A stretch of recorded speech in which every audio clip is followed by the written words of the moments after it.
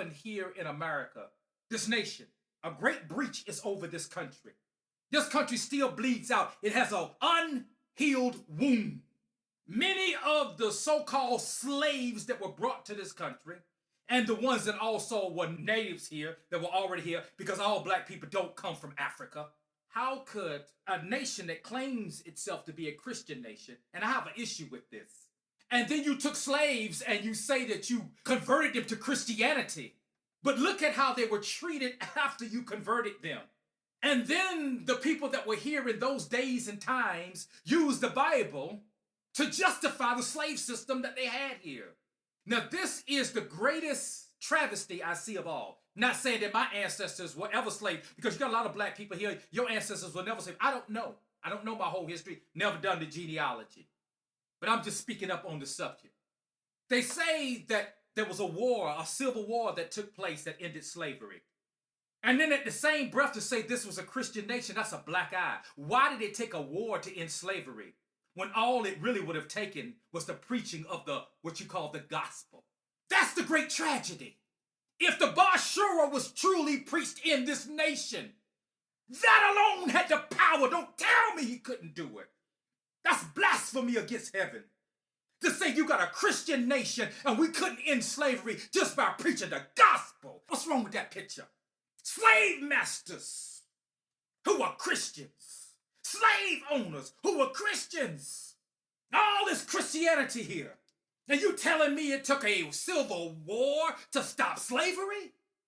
When all you had to do was open up the Bible and preach the word. And if it was real, true Christianity here, as you say, that alone had the power to end the institution of slavery forever. You didn't have to pick up one gun. You didn't have to shoot nobody. You didn't have to spill nobody's blood. All you had to do was preach the word all through this nation, starting in the deep South. If the people that were here were real, true, genuine, bona fide, the real thing that the Bible speaks of, that alone had the power to end it. Don't you tell me it didn't. It did. But what it really shows you is that what's been here is what's been on this earth for a long time. Christianity fell and it became nothing more than another world religion. And people live by the principles of Christianity. And they look at it as nothing no different from Islam, Judaism, Hinduism, or Buddhism. It's just another religion that you follow. And you follow the principles. But you deny the power thereof. If the Bashua was preached in this nation from the beginning, and it was real, and it wasn't in a fallen state, all it would have taken was the preaching of the word to end that institution forever. It would have never stood up if Christianity that was here, that was being practiced, was real and authentic and pure.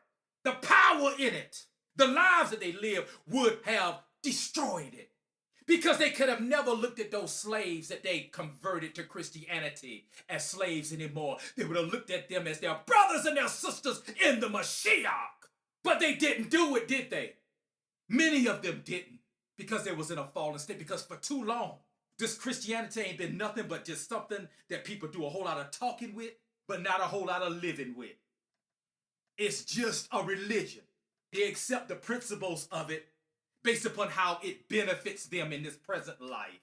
But to actually live up to the calling, they fall short over and over and over again. I just had to get that out, y'all.